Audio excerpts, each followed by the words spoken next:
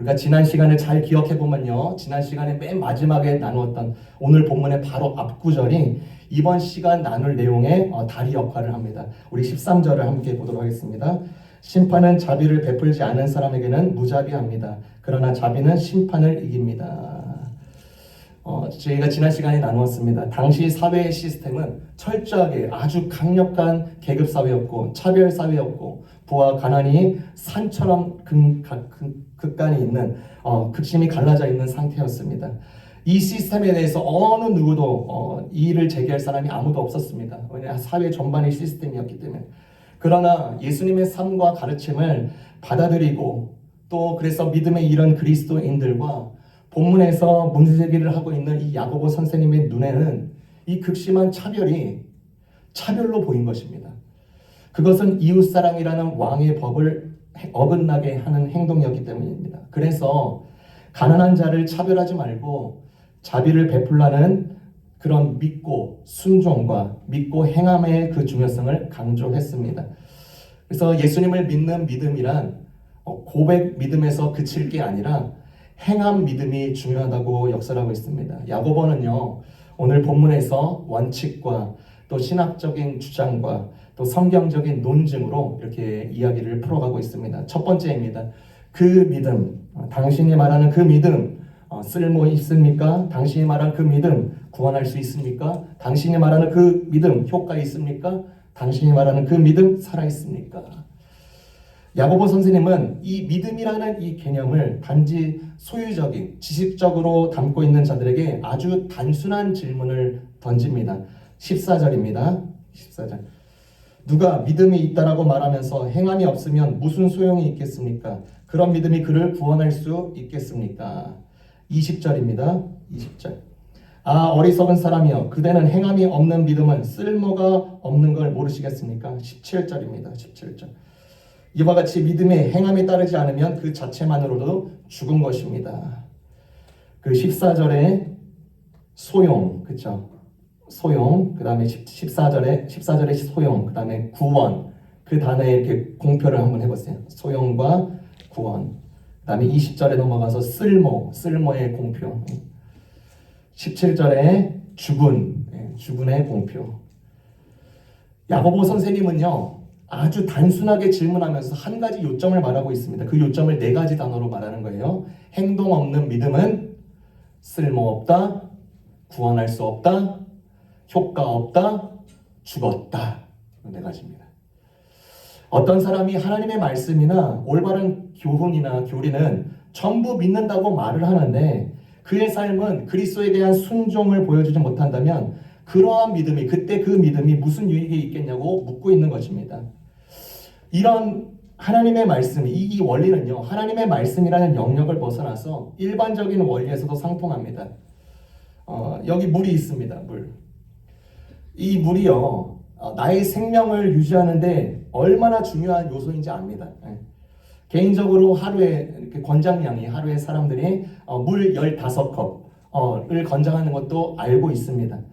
물에 대해서 저희가 학교에서 배운 내용도 아직도 기억하고 있습니다. H2O, 수소 2개와 산소 1개가 결합되어 있으니까 내가 물을 마실 때 산소가 공급되는 것을 잘 알고 있습니다. 그리고 좋지 않은 물을 먹을 때 나의 장기에서 문제가 일으킬 거라는 것도 잘 압니다.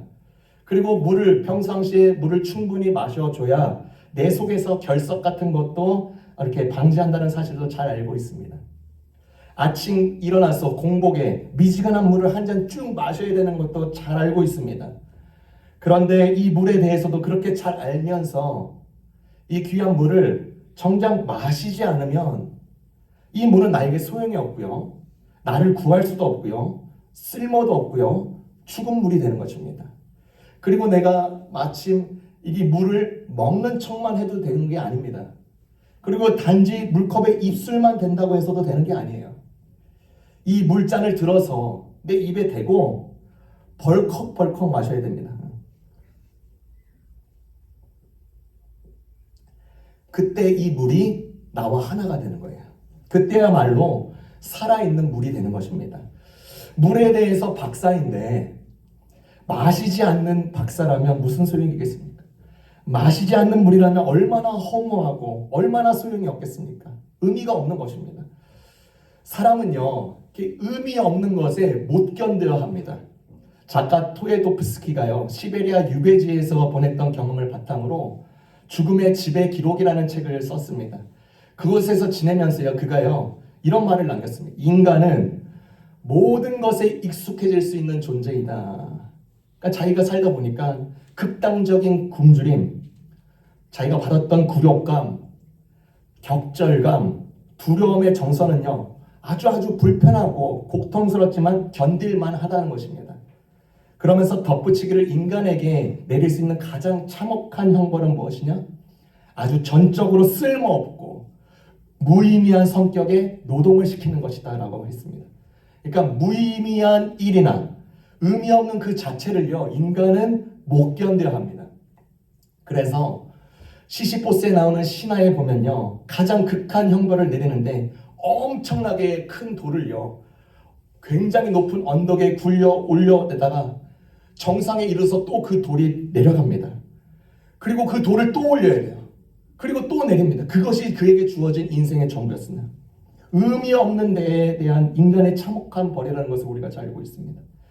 야고보 선생님은 행함이 없는 믿음, 행함이 따르지 않는 믿음은 아무런 의미가 없다라고 강하게 말하고 있는 거예요. 소용이 없고요, 구원하는 능력도 없고요, 효과도 없고요, 살아있지도 않은 죽은 믿음인 것입니다. 의미 없는 믿음이에요. 그래서 우리는요, 이 의미 없는 믿음에 못 견뎌야 하는 것입니다. 왜요? 인간은 의미 없는 일에 못 견뎌야 하는 것처럼 믿음 생활하는 그리스도인들은 의미 없는 믿음을 못 견뎌야 하는 것입니다. 야고보는 이에 대해서 아주 현실적인 예를 듭니다. 15절 16절입니다. 어떤 형제가 자매가 헐벗고 그날 먹을 것조차가 없는데 여러분 가운데서 누가 그들에게 말하기를 평안히 가서 몸을 따뜻하게 하고 배부르게 먹으십시오 하면서 말만 하고 몸에 필요한 것을 주지 않는다고 하면 무슨 소용이 있겠습니까? 실질적으로요, 도움이 필요한 자에게 달콤한 말, 사랑스러운 말, 눈짓, 따뜻한 포옹은 좋은 것입니다. 정작 그 사람에게 그런데 필요한 것이 채워지지 않으면 그런 말은 아무런 도움이 되지 않는 것입니다. 그래서 스펄전 목사님은 배고픈 사람에게 전도지를 주고 싶으면 샌드위치에 싸서 주라 라는 말을 남겼습니다. 여러분, 이 부분은 국가적으로 적용할 생각이 필요합니다. 국가적으로도 이 부분을 치열하게 고민하고 실천해야 됩니다. 국가나 정부에 중요한 발언권을 가진 교회 지도자들이 많이 있습니다. 그런 자들은 경제적, 군사적 주의를 기울여서 인간의 필요를 앞세운 주장에 맞서도록 부단히 촉구해야 되는 것입니다. 재래식이든 핵무인 같은 대량 살상 무기를 위해서 세상의 부를 독점하고 오직 국가의 이익을 위해서는 국민을 돌아보지 않는 행태가 일어난다? 그러면 그것은 살아계신 하나님을 모독하는 일이 되는 것입니다. 생명을 부여받은 사람들이 식량 혜택이나 의료 서비스가 부족하여서 죽어가는 것을 보게 된다? 그것은 하나님께 불경이 되는 것입니다.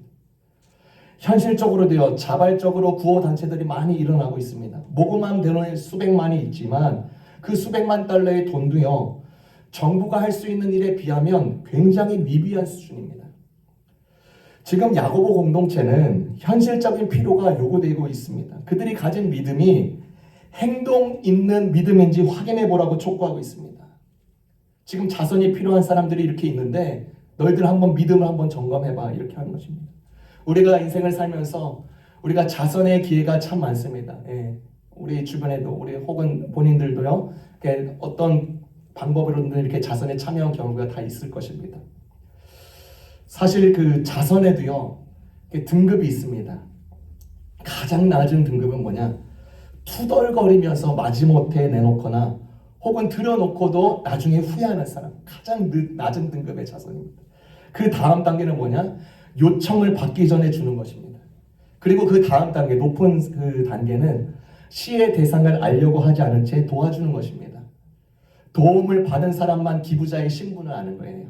그 다음으로 높은 단계는 익명으로 주는 것입니다. 제일 높은 등급의 자선 행동이 무엇이냐? 가난한 사람이 스스로 밥벌이를 할 수 있도록 돕는 것입니다.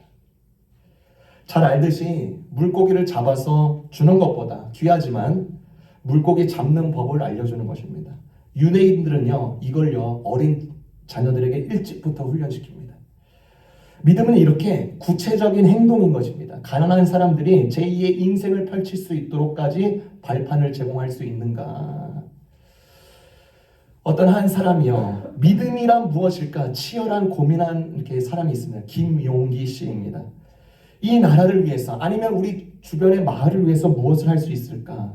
아버지의 유언을 따라서 농사꾼이 되었습니다. 그리고 우리나라가 6.25 전쟁통을 겪은 후에 길거리에 소망을 잃고 비전을 잃고 삶의 의미를 잃어버린 사람들이 길거리에 나앉아 있는 것입니다.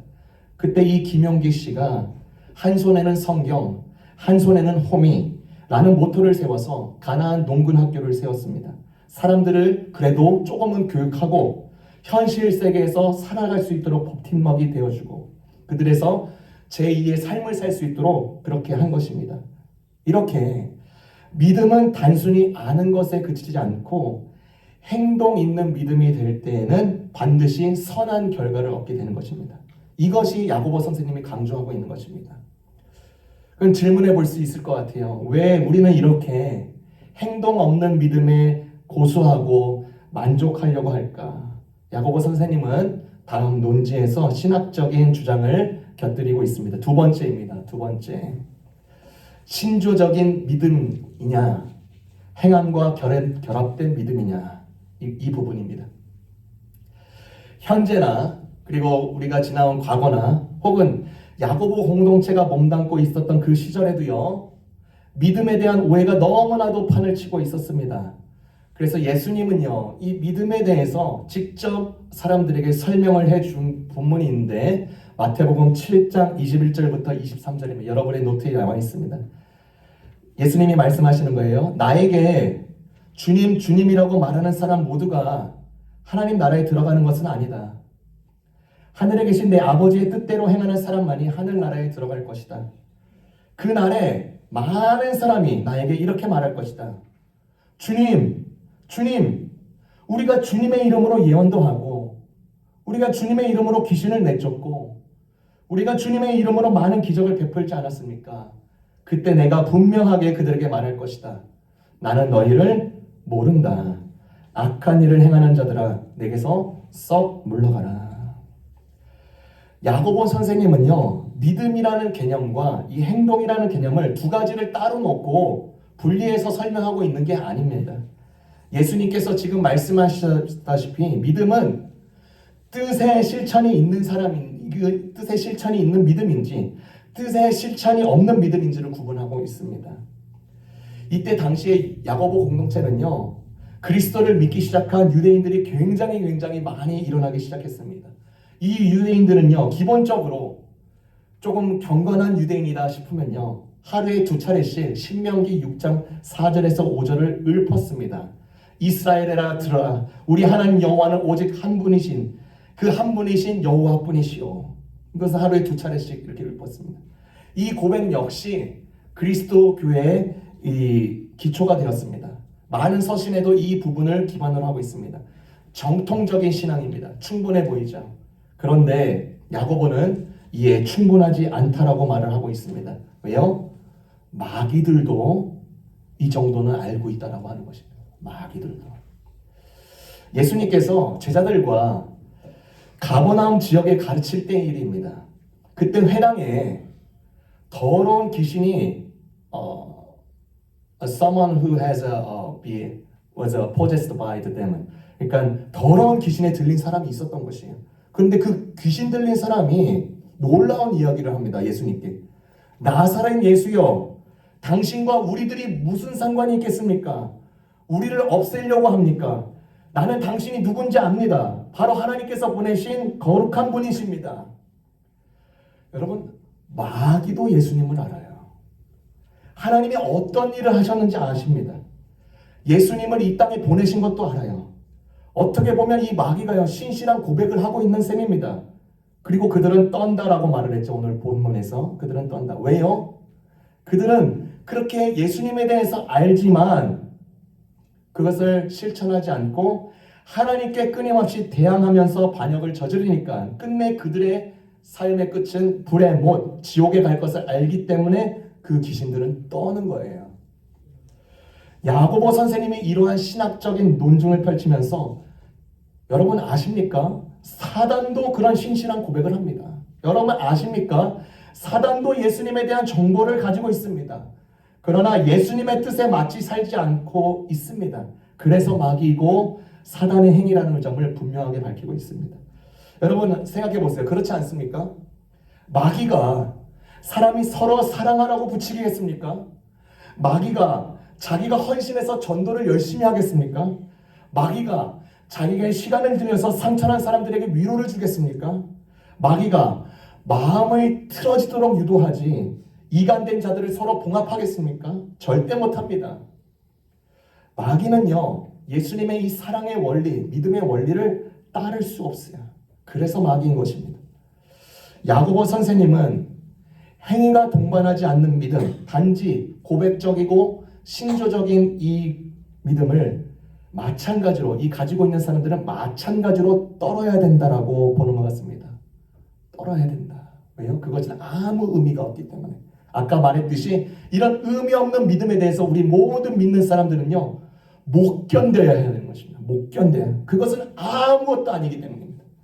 마귀 신앙과 같은 것이기 때문입니다. 여러분, 인간을 비유할 때 많은 비유가 있겠으나 저는 나무를 꼽고 싶습니다. 나무를 인간의 또 혹은 인간의 삶을 이렇게 비유하고 싶습니다. 나무가 어떻게 시작하죠? 씨앗에서 시작하고, 그렇죠? 이제 그 씨앗이 뿌리를 내려서 줄기와 가지가 쫙 나기 시작합니다. 그리고 잎과 꽃이 핍니다. 이 과정에서 나무는요, 햇빛과 물과 공기 등 자연의 요소를 필요로 합니다. 만약 나무가 뿌리를 내리지 않고 흙 속으로 뻗어나가지 않으면 물과 영양분을 흡수할 수 없어서 건강하게 자랄 수 없습니다. 그리고 햇빛을 향해서 가지를 쭉쭉 뻗지 않는다면 광합성 작용을 통해서 에너지를 받아야 되는데 그 에너지를 못 받는 거예요. 이처럼 나무는 자연의 원리에 따라서 아는 것, 그렇죠? 아는 것이죠. 햇빛과 물이 필요하다. 나 안다. 그래서 그것을 아는 것을 행동으로 실천해서 해야 성장이 하는 것입니다. 반드시 뿌리를 내려야 되는 것입니다.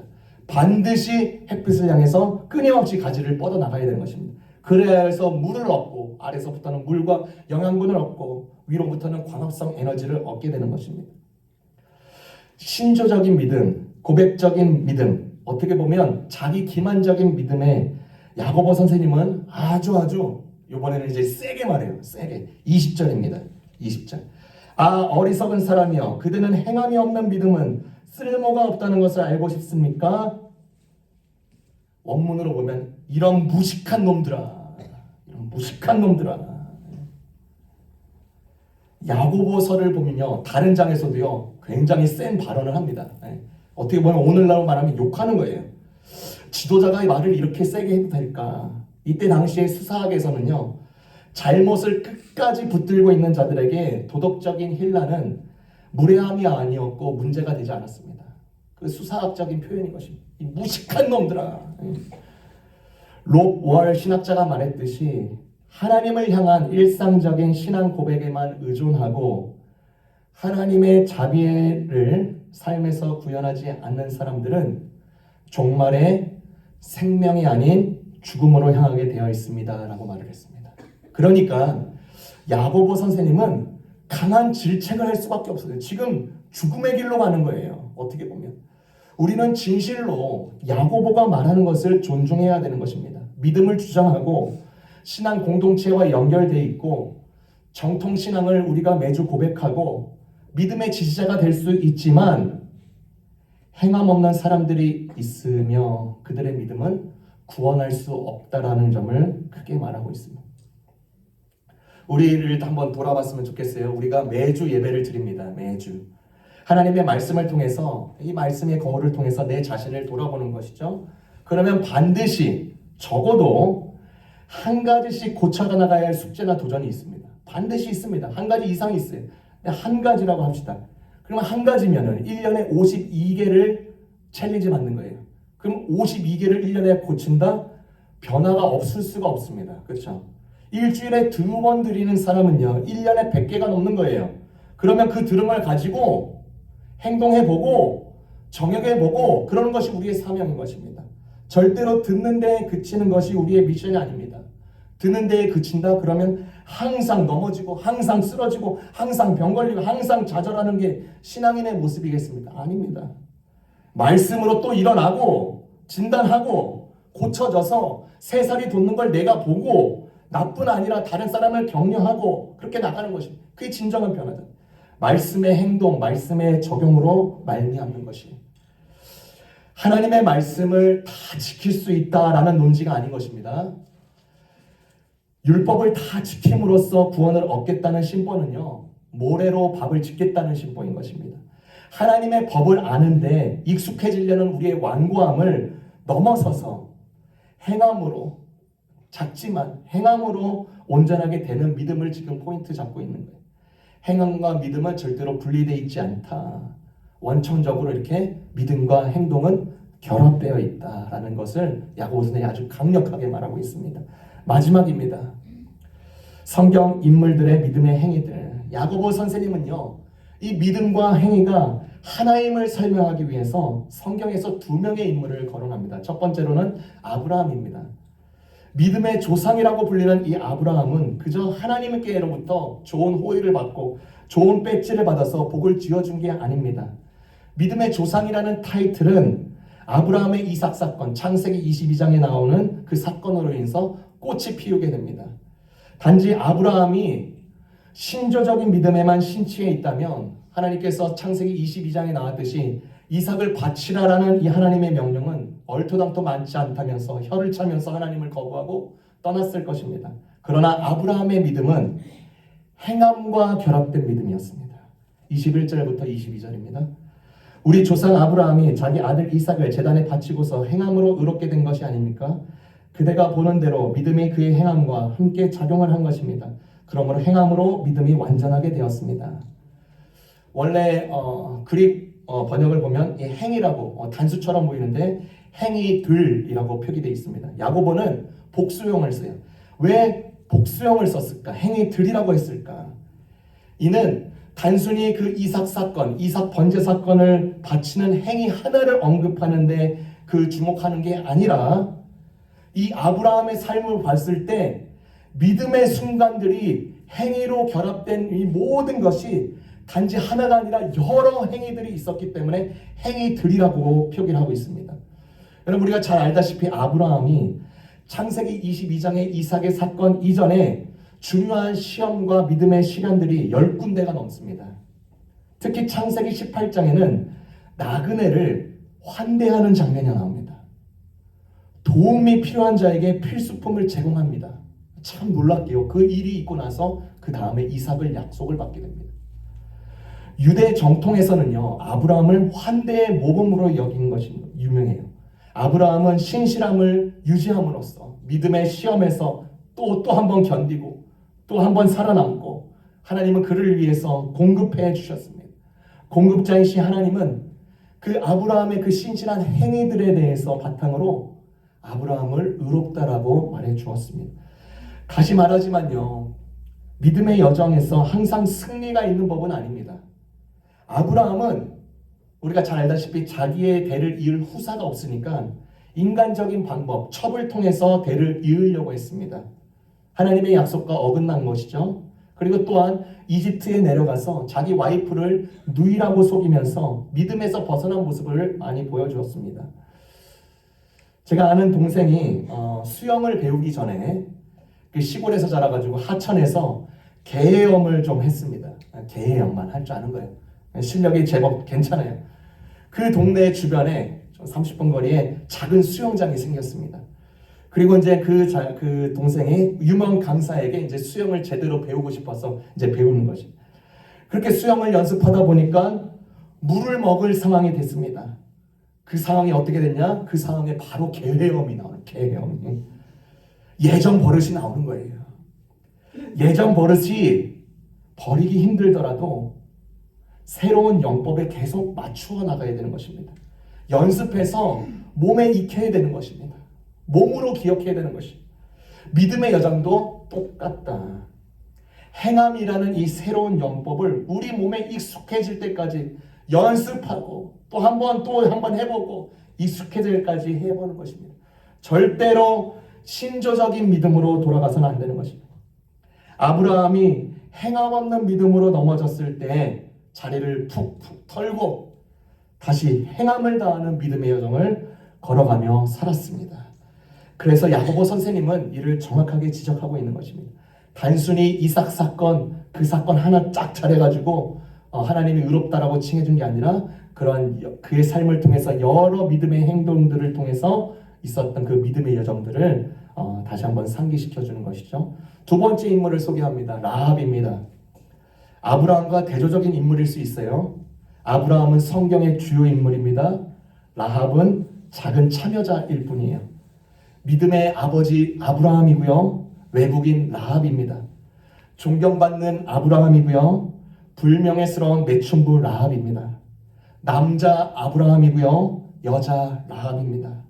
그러나 그들이 행함을 보인 믿음은 그들의 자격, 배경, 성향, 커리어, 재산의 여부가 그들을 갈라놓지 못합니다. 두 사람의 행동 믿음을 집중하고 그것만 판단할 뿐인 것입니다. 동일하게. 라합이 무엇을 했는가? 잘 알다시피 단순히 이스라엘 사람들이 믿는 하나님에 대해서 듣고 알고 있었을 뿐입니다. 그런데 거기서 멈추지 않고 이스라엘 정탐꾼들을 숨겨주었고 급진히 대접했습니다. 라합 자신이 어떤 피해를 입을지, 발각되면 어떤 피해를 입을지 계산이 되는 거예요. 그래도 지금 위험에 처하고 그 믿는 신앙이 있는 사람들을 위해서 힘든 사람들에게 손을 내밀어서 그들을 도와주었습니다. 하나님은 라합의 이 행위를 온전한 믿음의 행위로 보시고 그의 삶을 책임져 주셨습니다. 정호승 시인이 쓴 사랑이라는 시가 있습니다. 참 와닿는 시인데요. 그 내용이 이렇습니다. 꽃은 물을 떠나고 싶어도 떠나지 못합니다. 새는 나뭇가지를 떠나고 싶어도 떠나지 못합니다. 달은 지구를 떠나고 싶어도 떠나지 못합니다. 나는 너를 떠나고 싶어도 떠나지 못합니다. 저는 이 시에다가 한 대목을 덧붙이고 싶어요. 행함은 믿음을 떠나고 싶어도 떠나지 못합니다. 오늘 함께 나눈 이 본문은요, 야고보서의 전체 주제와도 같습니다. 행함과 결합된 믿음, 성도들이 따라야 될 표대가 됩니다. 우리의 믿음에 행함과 실천이라는 물을 계속 주어서 아름다운 꽃과 열매를 피우는 여러분의 일일 일생 또 우리 공동체 되기를 주님의 이름으로 축원합니다.